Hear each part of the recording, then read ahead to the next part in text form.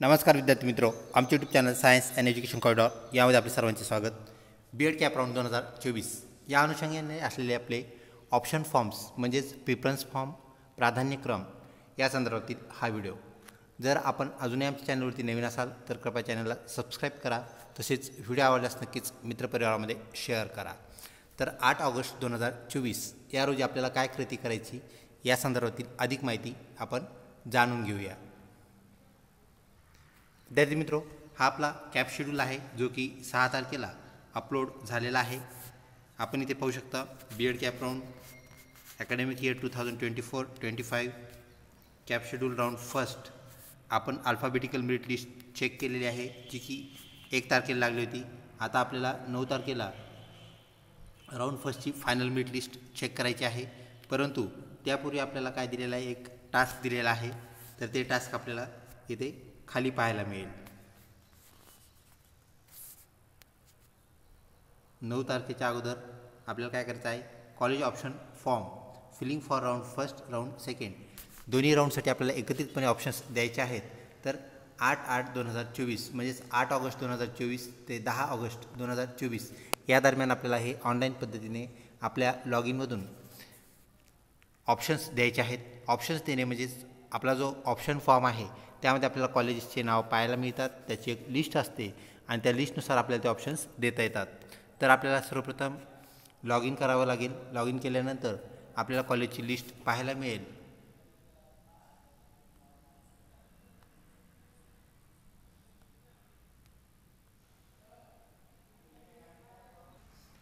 विद्यार्थी मित्रों, लॉग इनमध्ये आपल्याला अशा प्रकारे कॉलेजची लिस्ट पाहायला मिळेल।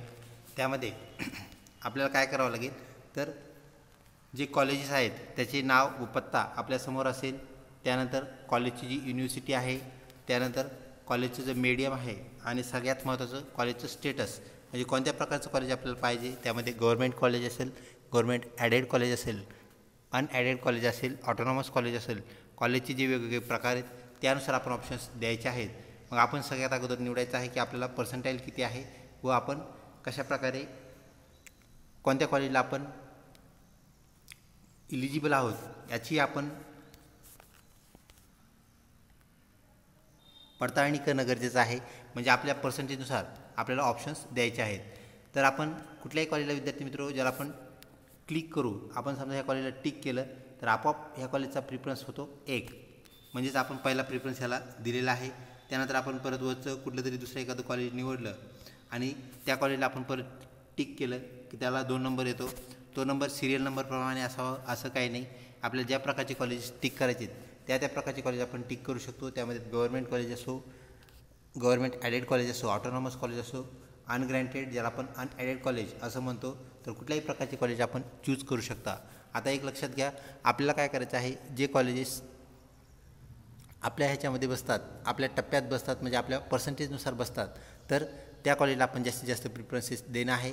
आपल्याला जर पर्सेंटाईल कमी असेल तर पर्सेंटाईल कमी असल्यानंतर आपण अनॲडेड कॉलेजला जास्त प्रिफरन्सेस देणं गरजेचं आहे, जेणेकरून जास्त पर्सेंटेज हाय पर्सेंटेजवाल्याचा विद्यार्थ्यांचा जो नंबर आहे तो आपल्याला गव्हर्नमेंट कॉलेजला लागलेला पाहायला मिळेल। तर पर्सेंटाईल खाली आल्यानंतर कॉलेजची रँक पण त्याप्रमाणे खाली आलेली आपल्याला पाहायला मिळेल। म्हणजेच आपले मार्क्स ज्याला आपण पर्सेंटाईलमध्ये आता मोजत आहोत, तर पर्सेंटाईल जे आहे यानुसार आपल्याला काय करणं गरजेचं आहे, कॉलेजेस ऑप्शन्स देणं गरजेचं आहे।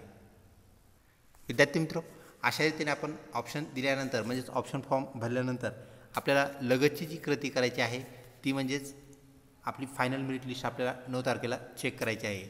आपले ऑप्शन फॉर्म 8 तारखेपासून भरायला सुरुवात होणार आहे।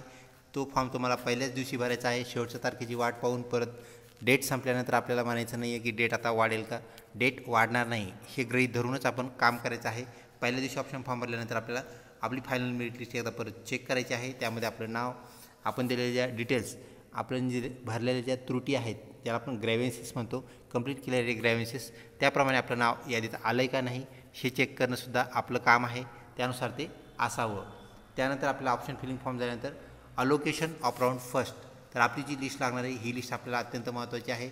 14/8/2024ला आपल्या लॉग इनमध्ये आपल्याला एक मॅसेज येईल आणि तो मॅसेज म्हणजे आपला बीएडसाठी नंबर लागलेला आहे का नाही आपल्याला कळेल। तर विद्यार्थी मित्रो, ज्यांना हाय पर्सेंटाईल आहेत पर्सेंटाईल्स आहेत त्यांचा नंबर पहिल्या लिस्टमध्ये पहिल्या राऊंडमध्ये लागलेला आपल्याला पाहायला मिळेल आणि तो आपल्याला किती तारखेला पाहायला मिळेल तर 14 तारखेला आपल्याला लॉग इन करायचं आहे. सक्सेसफुली ज्यांनी रजिस्ट्रेशन्स केले आहेत, रजिस्ट्रेशन सबमिट केले आहेत त्या विद्यार्थ्यांनी ज्यांनी मेरिट लिस्ट चेक केली आहे, मेरिट लिस्टमध्ये नाव असो नसो, त्यांनी परत रजिस्ट्रेशन कंप्लीट करून ज्या त्रुटी होत्या त्या दुरुस्त करून फायनल मेरिट लिस्टमध्ये ज्यांचं नाव आलेलं असणार आहे तर त्यांना अशा प्रकारचा नंबर लागल्यानंतर मॅसेज लॉग इनमध्ये पाहायला मिळेल.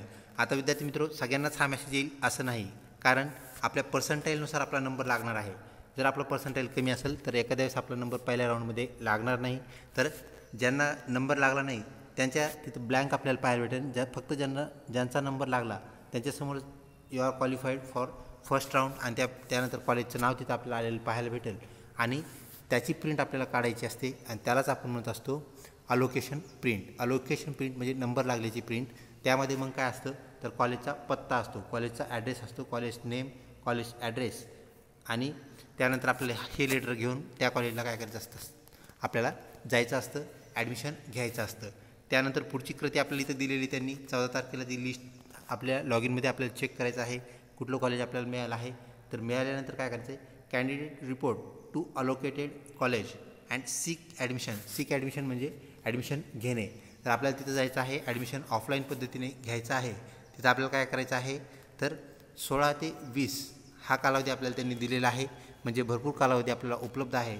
तर लक्षात घ्या आपल्याला नियोजित कालावधीतच तिथं जायचं आहे. 20 तारखेला सायंकाळी जर तुम्ही 5 नंतर गेले तर आपलं ॲडमिशन आपोआप कॅन्सल झालेलं असणार आहे, कारण दररोजचे जे ॲडमिशन्स आहेत ते सायंकाळी 5 नंतर ऑनलाईन केले जातात आणि तुम्ही जर 5पर्यंत ॲडमिशन केलं नाही तर तुमचं ॲडमिशन तिथे त्या दिवसासाठी ते पुढच्या टप्प्यात जातं आणि 20 तारखेला पुढचा टप्पा असणारच नाही, म्हणजे 20 तारखेनंतर आपण जाऊन काही फायदा नाही, ही गोष्ट आपण लक्षात घ्या.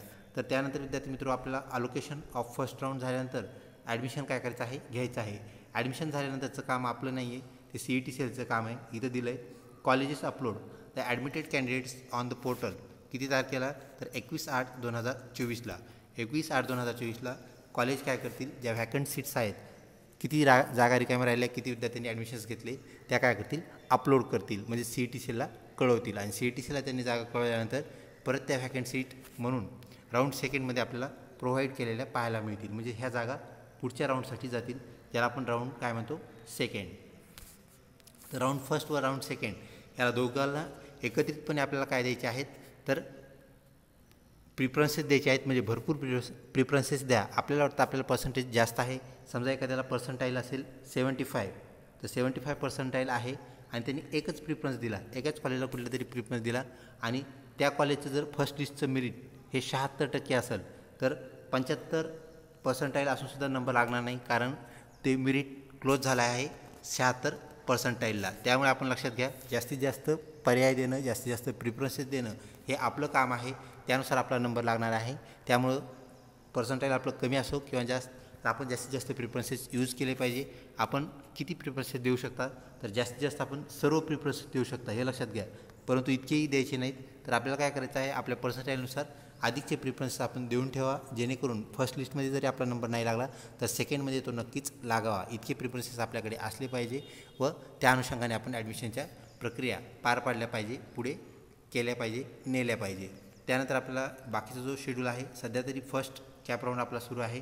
सेकंड कॅप राऊंडची जी माहिती आहे ती आपण कॅप राऊंड ज्यावेळेस येईल त्यावेळेस त्याबद्दल आपण डिटेल्स बोलूया. व्हिडिओ आवडला असल्यास नक्कीच लाईक करा, मित्रपरिवारामध्ये शेअर करण्यास बिलकुल विसरू नका. कुठल्याही शंका कुशंका असतील कमेंट बॉक्समध्ये आम्हाला विचारा, नक्कीच आपल्या शंकांचं समाधान केलं जाईल, उत्तर दिलं जाईल. लवकरच भेटूया पुढच्या व्हिडिओमध्ये. तोपर्यंत धन्यवाद.